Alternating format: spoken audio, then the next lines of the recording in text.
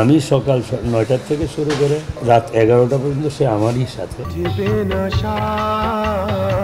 শুটিংয়ের মধ্যে কি ঠাট্টা হয়েছে, রাজীব ভাই ছিলেন, শাবনূর ছিলেন, আনন্দ ফুর্তি নিয়ে কাজ করেছি। সালমানের বাবা এবং সামিরা ঢোকার পরে আমি অলরেডি বলে এসেছি শাবনূর তোমার ছুটি। শাবনূরের সঙ্গে সামিরার সঙ্গে মত বিনিময় হলো, তার বাবাকে সালাম দিল। এর মধ্যে আসছে মতিন ভাই আসছে, বাদল খন্দকার সাহেব আসছেন, আমরা একসঙ্গেই বেরিয়েছি।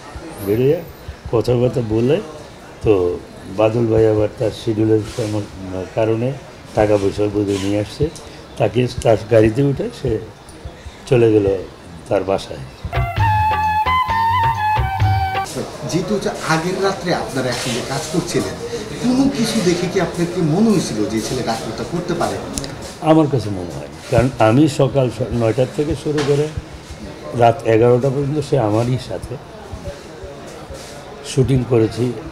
শুটিংয়ের মধ্যে কি ঠাট্টা হয়েছে, রাজীব ভাই ছিলেন, শাবনূর ছিলেন, আমরা খুব আনন্দ ফুর্তি নিয়ে কাজ করেছি।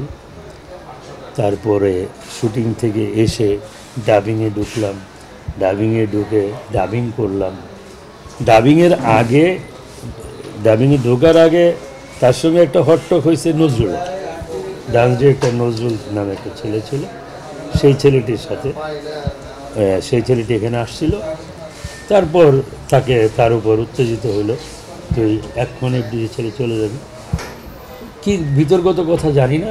তারপর আমি নজরুলকে বের করে দিলাম। নজরুল তখন হাফ মেন্টাল, সুস্থ না।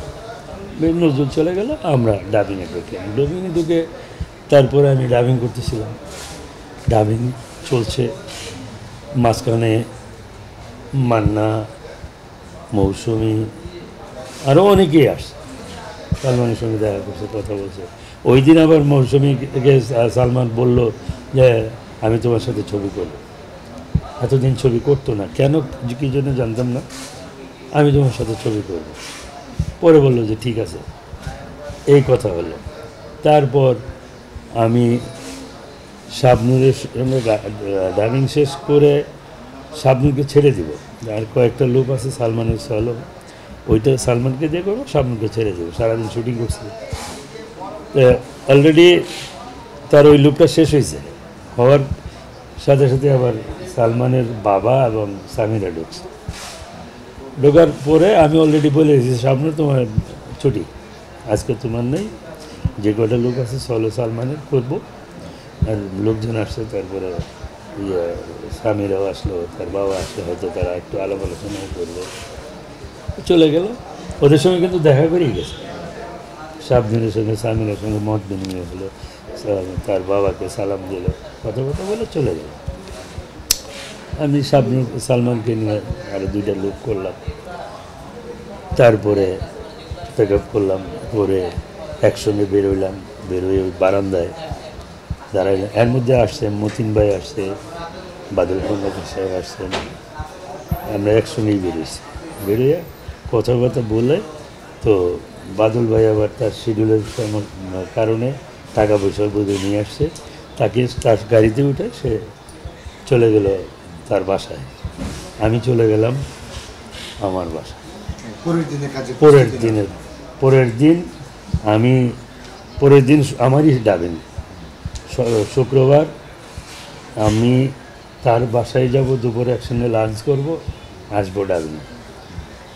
যথারীতি আমি শুক্রবার সকালবেলা গোসল করে রেডি, যে নামাজ তো একসাথেই পড়বো, খাবো ওখানে, আমার বাসায় খাওয়া অফ করে দিয়েছি, দুপুরে খাবো না। এই 10:30টার দিকে তোতা আমার ফোন দিয়েছে, আমার ম্যানেজার, ভাই এই ঘটনা, সালমান ভাই অ্যাক্সিডেন্ট করছে। আমি তো মনে করছি বোধহয় গাড়ি অ্যাক্সিডেন্ট করছে, কারণ সে বেপরোয়া গাড়ি চালাতো।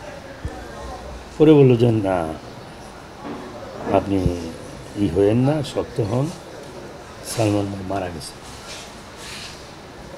যখন বলছে মারা গেছে, টেলিফোনটা আমার হাতে, রিসিভারটা আস্তে আস্তে কাঁপতেছে শরীর।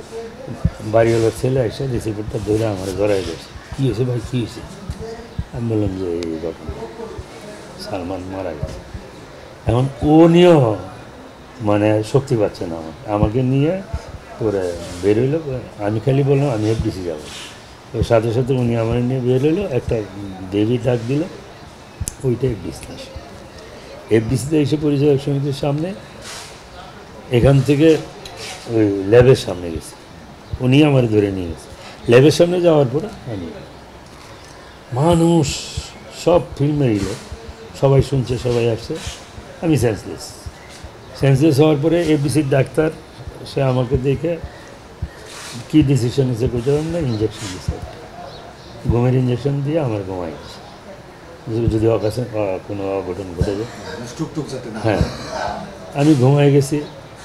আমি যখন জাগছি তখন রাত বাজে 8:30 9টা, বাসায় কী রে আমি এখানে, কী ব্যাপার, সালমানের লাশ কোথায়, তারপরে জানাজা হয়েছে কিনা, কই যে লাশ জানাজা কইরা সিলেট নিয়ে গেছে, সিলেট মাজারে তার দাফন হবে।